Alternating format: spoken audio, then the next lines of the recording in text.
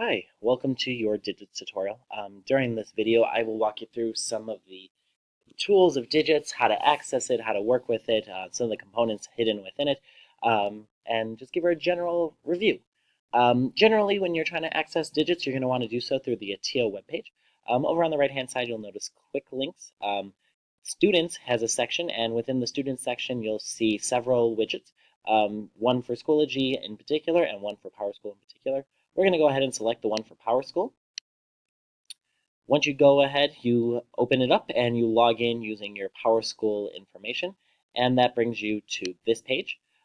This is your typical PowerSchool page with all your typical information on the left-hand side. What we care about is this big Sign into Digits button, and once you press it, it takes you to this page.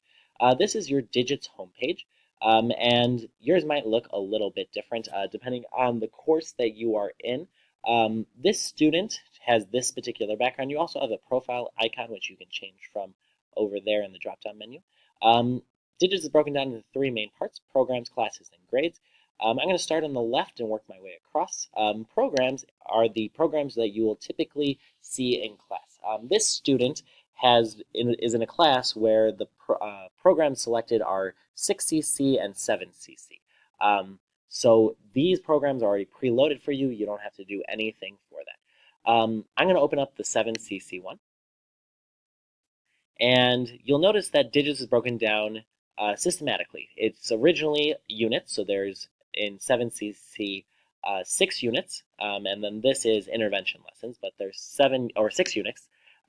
Each unit is broken down into topics, typically about 3 or 4 topics a piece.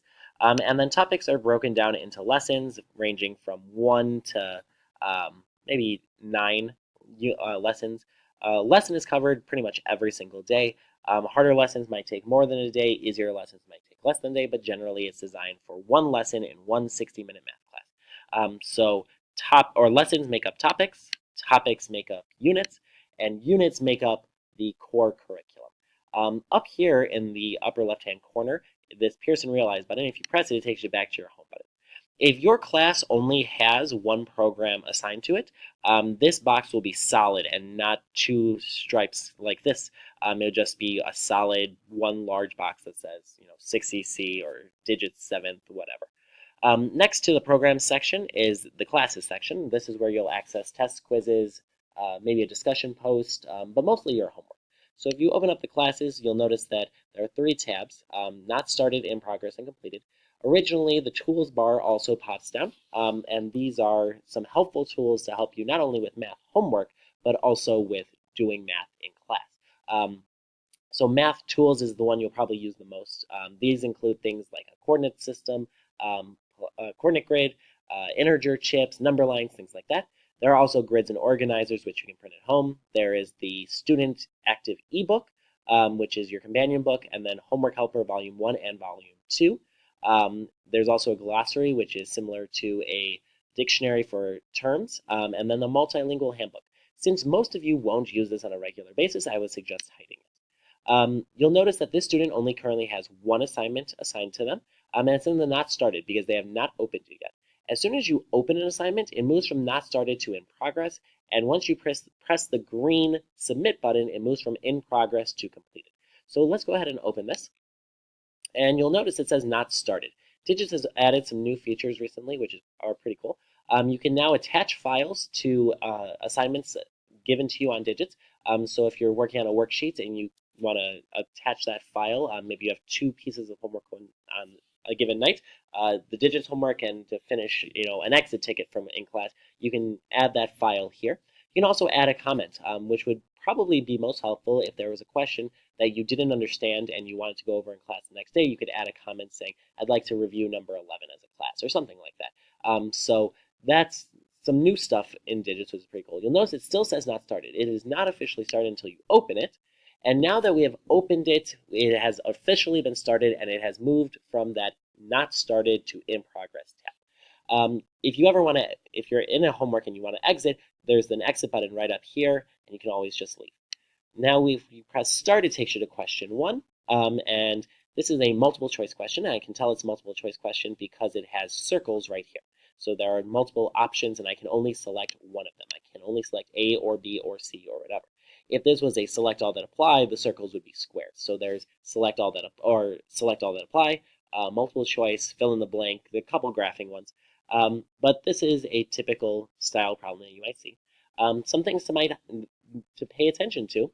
Date and time are in the corner in case your teacher uses due dates to mark late work. So just be cognizant that that's there. The main one is question help. Question help, if you click on it, broken down into the 6 categories. Help me solve this, view an example, video, glossary, math tools, and print.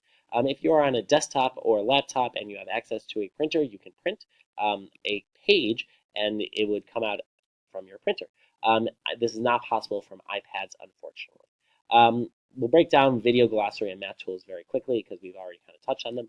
Video would take you to a link showing you how to solve this problem or some material that's related to this problem that would maybe help you solve it. Glossary, we already mentioned, is kind of like a dictionary but for terms. And then math tools are the same math tools that I mentioned in the previous slide. Coordinate plane, integer chips, number line, that type of stuff. The 2 main ones that you'll probably use are help me solve this and view an example. Help me solve this will walk you through how to solve this exact problem.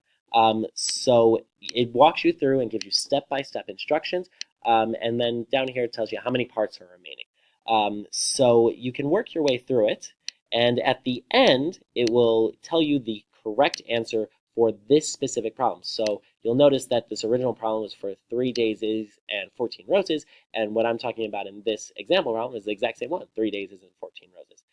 So it walks me all the way through, and at the end, shows me the answer, and when I press close, it will now generate a new problem, same problem, but different numbers. The other way you could potentially work through a problem that you don't know how to solve is to view an example. View an example gives you a similar problem with already different answers. So this one, after we got the new numbers, was 16 and 9, or 6 and 19, and this one's talking about 15 and 22.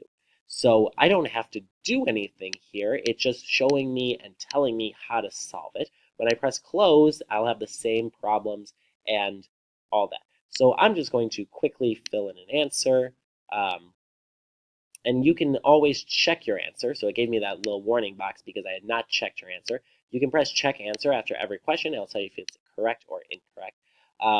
So 6 to 19 is that one. We'll press check answer. Great, we got it right. We know we're done.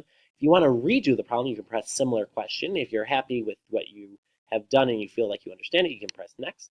And you can work your way through the problems. So this particular assignment has 13 questions, and we can view all 13 by pressing review answers. When a question is answered, so for the first one, it says answered, and any ones that not answered yet are say not answered. I'm going to jump to this question because we were just looking at this.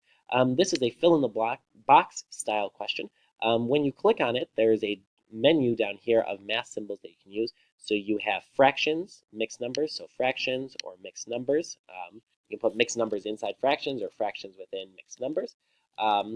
You also have exponents, so you can have a number raised to another number. You have absolute value, square root, different roots, so you take the third root or something like that. Subscripts, so similarly to an exponent, you can do the opposite and do a subroot or a subscript. We don't really use that much. And then you also have coordinate pairs in case you want to type in those. So you have all of those available to you. There's also a more feature, which brings up a whole bunch of mathematical symbols, which typically we will not use, but they are available to you. All right, so let's go ahead and put in a number here, and I'm going to go ahead and review progress. Notice that with that question, we answered it, and the answer is saved, but when I go to review progress, it shows as not answered because I have not checked the answer. So just be aware of that. So I'm going to go ahead and pause the video and answer this very quickly. So I've gone through and I've answered them. I've purposely gotten some wrong and purposely gotten some right. It is still in progress. Notice that all of these say answered, but my assignment is not submitted. Until I press this green submit my work button, it is not registered on the teacher's end, and the teacher cannot see if you have answered one question or all of them and just forgot to press the button. So you have to press that submit my work button. So let's go ahead and do that. So from here, you can see your score up top. So I purposefully got a lot of them wrong. You have a 35%. We got 4.5 out of 13 correct. And then it gives you a breakdown of each question. So for the first question, I got 1 out of 1. The next question, same thing. 3, I got it all the way wrong.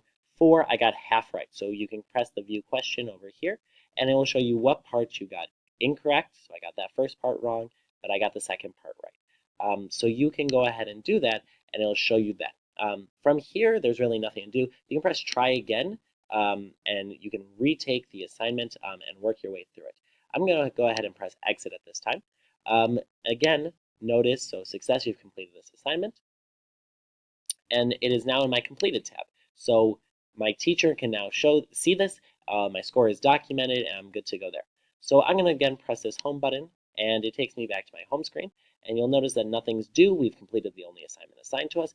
And now one assignment is completed. So if I click on my grades, and I can change the date range. So right now it's set for July 28th, 2018 to June 28th. So there's nothing in this date range, it looks like. Let's change it to June of next year, the end of the school year. And look, there's our assignments. So it shows us the score. It shows us how many assignments we've completed on time versus not due, or excuse me, late assignments versus in progress versus not started. So you have some data to help you and kind of understand where you are as a student. Finally, there's a search bar up here that you can click on. So if you want to learn about simplifying fractions, you can add that and then search it, and Digits will search its database and say, oh, simplifying fractions. You might want help from the topic 8, unit C, expressions and equations, for example. You can also filter it by lesson or program. These orange ones are intervention lessons, so those might be good help if you're struggling on material. And that's really it. Digits is pretty straightforward. If you have any questions, let me know.